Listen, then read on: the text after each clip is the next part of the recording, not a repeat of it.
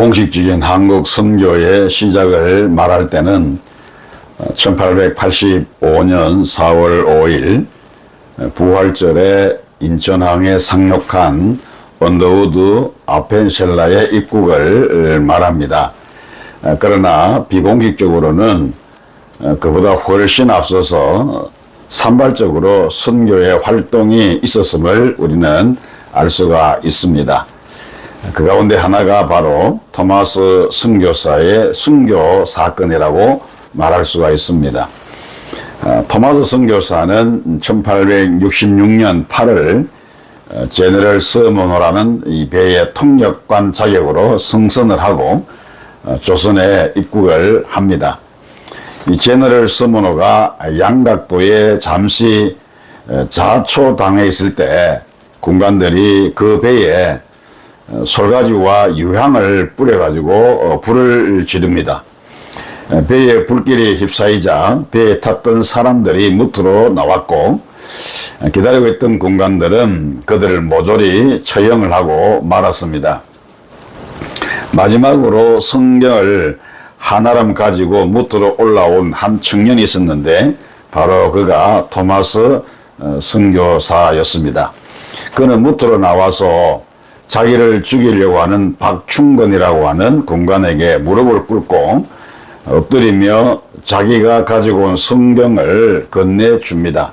토마스는 얼굴을 땅에 대고 두 손을 높이 받들어서 제발 성경을 받아만 달라고 그렇게 간청을 합니다.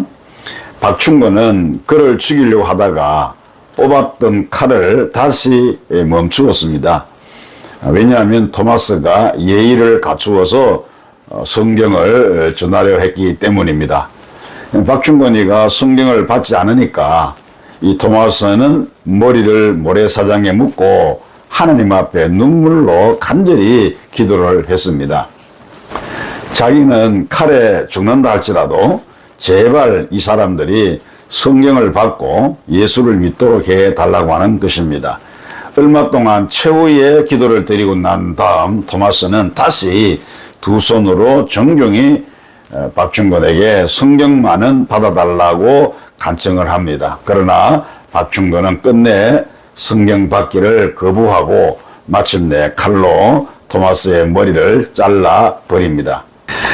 이렇게 해서 만 26살의 젊은 선교사는 사랑하는 아내를 중국에서 잃은 지 2년 6개월 만에 조선 땅에서 장렬하게 순교를 하게 되었습니다. 토마스가 순교하던 바로 그날부터 교회의 씨앗은 움트기 시작을 했는데 젊은 선교사를 죽인 군관 박충건이 엄청난 충격을 받고 이 심경에 변화가 생겼습니다. 도대체 이 책이 무슨 책이기에 그 젊은이는 죽어가면서도 나에게 건네주려고 했을까? 도대체 어떤 내용이 들어있기에 내 앞에서 무릎을 꿇고 머리를 땅에 댄 채 두 손으로 이 책을 건네주려고 했단 말인가? 그래서 그는 동료들 몰래 그 현장으로 가서 흩어진 성경을 주워서 가지고 집으로 돌아왔습니다. 그리고 그는 성경을 읽다가 결국은 영주 교회의 영수가 되었습니다. 당시 영수는 오늘날 전도사와 그리고 장로 사이의 직분이라고 하는데요.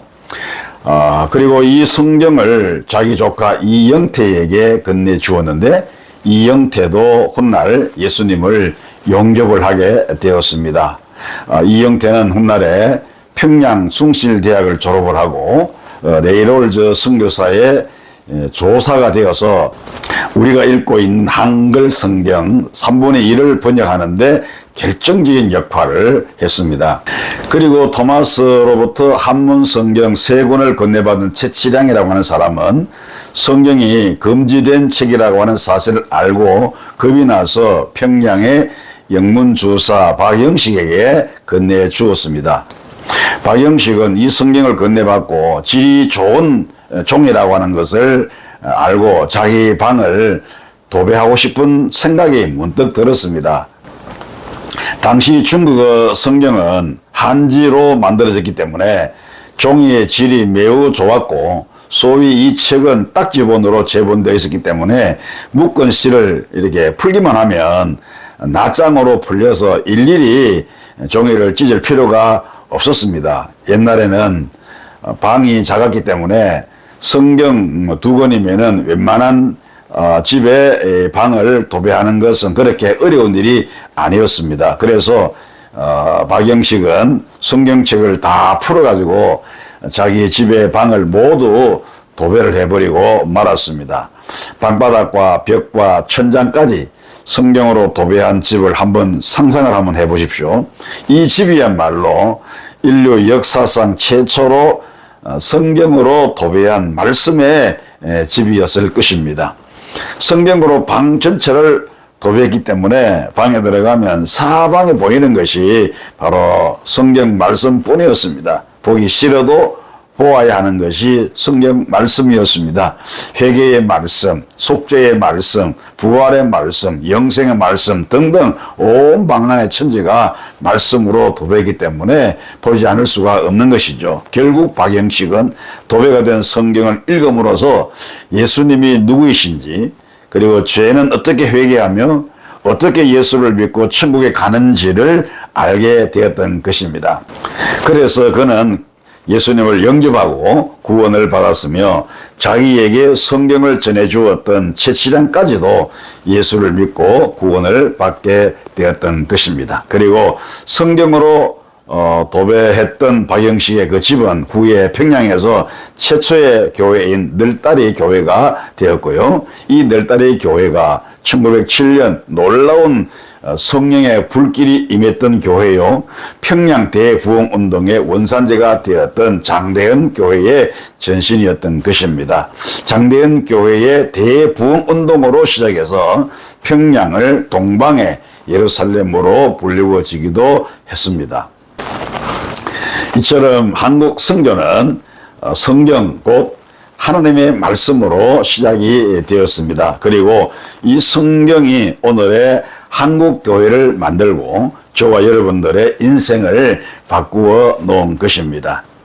주님께서 우리에게 주신 최대의 선물은 바로 이 성경, 곧 하나님의 말씀인 것입니다. 사람이 떡으로만 살 것이 아니라 하나님의 입으로부터 나오는 모든 말씀으로 살리라고 하신 이 말씀을 마음에 새기시고 말씀을 읽고 묵상하며 순종함으로 하나님께서 약속하신 은혜와 복을 누리시기를 주님의 이름으로 축원합니다.